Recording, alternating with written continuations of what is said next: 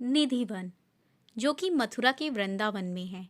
तो जब भी मथुरा के वृंदावन घूमने जाएं, तो निधिवन ज़रूर जाएं।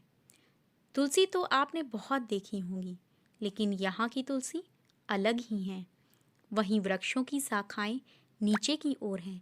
यहाँ शाम होने के बाद नहीं जाया जाता है। यहाँ कोई मान्यता है कि आज भी कन्हैया रास रचाते हैं। यह स्थान बेहद पवित्र, धार्मिक और रहस्यमयी है। आज हम आपको बताते हैं कि ऐसा कौन सा रहस्य है जो इस जगह को खास बनाता है। आपको यह जानकर आश्चर्य होगा कि विदेशी पर्यटक भी इस जगह की ओर खिंचे चले आते हैं।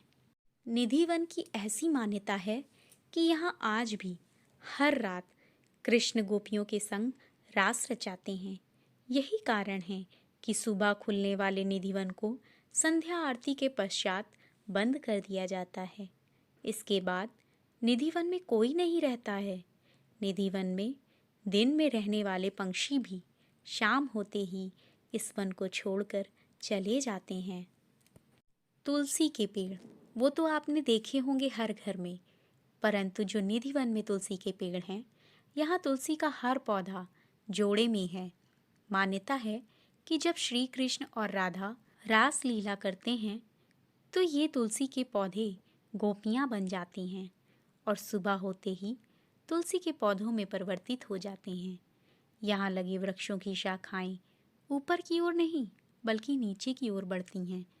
ये पेड़ ऐसे फैले हैं कि रास्ता बनाने के लिए इन पेड़ों को डंडे के सहारे रोका गया है। निधिवन के अंदर ही एक रंग महल है, जिसके बारे में मान्यता है कि रोज रात यहाँ पर राधा और कृष्ण रास रचाते हैं। रंग महल में राधा और श्री कृष्ण के लिए रखे एक चंदन के पलंग को शाम 7 बजे से पहले ही सजा दिया जाता है। पलंग के बगल में एक लोटा पानी, राधा जी के श्रृंगार का सामान और दातुन संग पान रख दिया जाता है। इस रंग महल के पट सुबह 5 बजे खुलते हैं। उस समय बिस्तर अस्त व्यस्त, लोटे का पानी खाली, दातुन कुची हुई और पान खाया हुआ मिलता है। रंग महल में भक्त केवल श्रृंगार का सामान ही चढ़ाते हैं और प्रसाद स्वरूप उन्हें भी श्रृंगार का सामान ही मिलता है। निधिवन के समीप बने घरों में वन की तरफ खिड़कियां नहीं हैं। स्थानीय लोगों का मानना है कि शाम के बाद कोई इस वन की तरफ नहीं देखता है।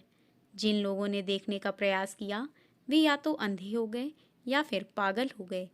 कुछ लोगों ने वन की तरफ बनी हुई खिड़कियों को ईंटों से ढक दिया, जिससे कोई चाह कर भी इस वन की तरफ ना देख सके।